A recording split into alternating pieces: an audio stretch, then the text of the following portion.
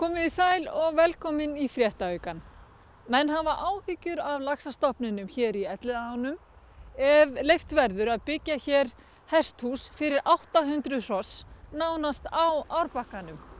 En þessar áhyggjur fá lítinn hljómgrunn innan borgarkerfisins og borgarráð hefur gefið grænt ljós á byggingarnar. Það hefur verið til síðs í áratugi að borgarstjórinn í Reykjavík opni Elliðaárnar á vorin, enda árnar taldar ein helsta náttúruperla höfuðborgarinnar.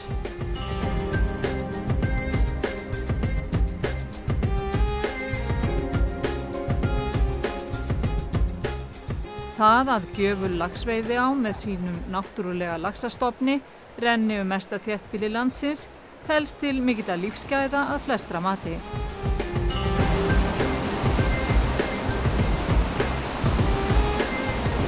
Nú hins vegar svo komið að byggð og vegamannmerki eru meðfram öllum ánum og ekki færri en 7 brýr eru yfir þær. Líf í ám við stórborgir á erfitt uppdráttar. Þannig reyndu Bretar ákaft á árum áður að endurvekja laxastofninn í Theimsáni sem rennur í gegnum Lundúnaborg en án árangurs. Árið 1997 gerðist það að mikið fall varð á laxastofni Elliðaána og þá var gripið til margvíslegra verndaraðgerða og samþykkt í borgarráði að hafa svonefnda árhelgi 100 metra meðfram ánum. Hið góða er að á undanförnum árum hefur laxastofninn í Elliðaánum styrkst verulega á nýjan leik. Hið nýja en umdeilda athafnasvæði hestamannafélagsins Fáks mun rísa í beinu framhaldi af núverandi athafnasvæði félagsins í suðurhluta Víðidals. Þar gert ráð fyrir hesthúsum, tamningagerði, hringgerðum og 2 þjónustumiðstöðum fyrir hestamennsku, þar sem meðal annars verða verslanir fyrir hestavörur. Það sem þykir gagnrýnivert er að þessi stóra hesthúsabyggð fari allt of nálægt Elliðaánum. Hvar eiga hesthúsin að koma? Það bara hérna fyrir ofan stíginn sem að varnargarðurinn kemur. Og rétt handan við varnargarðinn verða fyrstu húsin. Hvað þá langt niður að ánum? Það eru sennilega ekki nema svona 40 metrar frá varnargarðinum og að ánum. Og náttúrulega enn styttra hér að stígnum. Rök borgaryfirvalda eru hins vegar þau að flóðvarnargarðarnir séu ekki mannvirki og því sé 100 metra árhelgin ekki rofin og að mengunarvarnir verði þarna bestu og fullkomnustu gerð svo engin hætta sé að áin mengist. Hér verið að tala tiltölulega stórt hesthúsahverfi fyrir 800 hross. Því fylgir umferð og umstang og frá hestunum kemur úrgangur sem lífrænn og það mjög erfitt að hemja hann, þannig að hann fari ekki hér í árnar. Elliðaárnar eru ein af okkar lífauðugustu vatnakerfum landsins. Það mikil lífræn framleiðsla í þeim, sem þýðir jafnframt að það þola litla viðbót af lífrænum efnum. Þannig að við erum mjög óttaslegnir þær.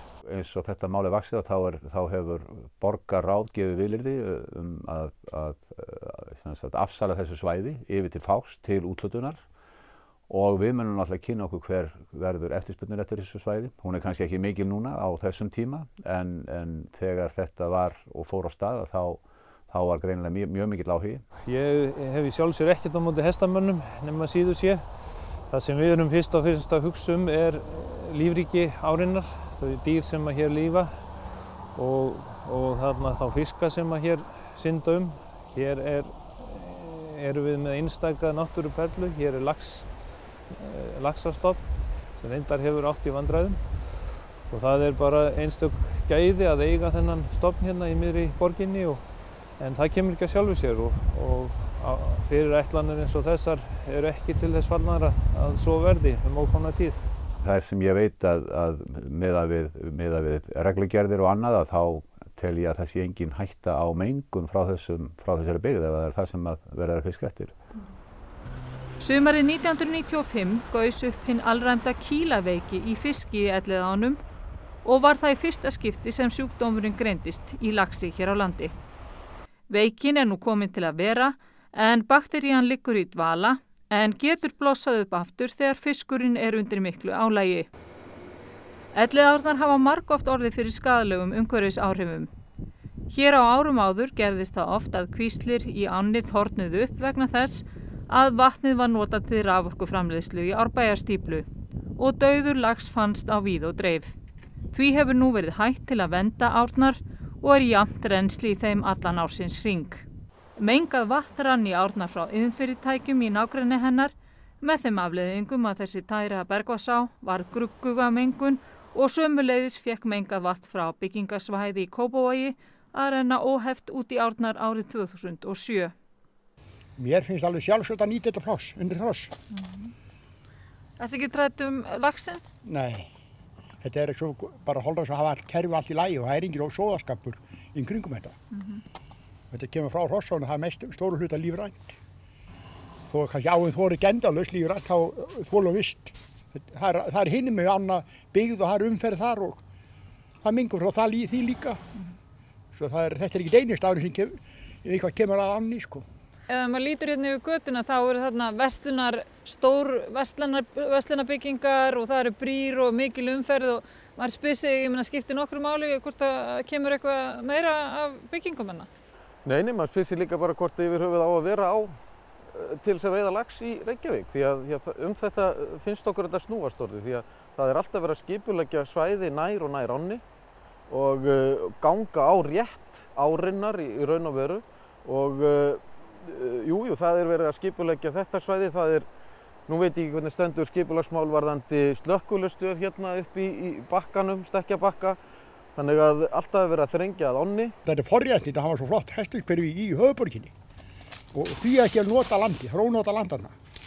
Mér er bara þannig sjálfsagt að hafa að ganga vel og hafa þetta hlut í lagi. Hvað búið er að gera, það er nú ein syndin, en við skulum bara staldra við og aðeins að horfa í hvað við eigum og hvað við höfum. Þannig að ykkur finnst nóg komið? Algjörlega, og þetta á ekki bara við Elliðaána. Við erum með 2 aðrar laxveiðiár hér á höfuðborgarsvæðinu. Við höfum Korpu og við höfum Leirvogsá og það er sífellt verið að ganga á þessar laxveiðiár og ég held að sé einstakmenn tala alltaf Elliðaána sem einu laxveiðiána í Reykjavík en þær eru 2 og síðan einu upp í Mosfellsbæ. Og þetta er algjörlega einstakt. Stórflóð geta orðið í Elliðaánum eins og sannaðist árið 1968 og aftur árið 1983. Árið 1968 var þetta svæði eins og fjörður á að líta og farið var á gúmmíbátum til að bjarga hestum úr hesthúsum. Þetta var mesta flóð í manna minnum og flæddi vatn yfir brýr og nokkuð tjón varð á mannvirkjum. Við sem sagt komum með umsögn þessa fyrirhuguðu framkvæmd og það virðist sem svo að á hana hafi lítt verið hlustað. Hefur einhverja skýringu á því? Ég kann þá ekki skýringu í úrskurðarorðum borgarinnar er einungis sagt að sérfræðingar borgarinnar, hverjir sem þeir eru, meti svo að þetta skapi ekki hættu.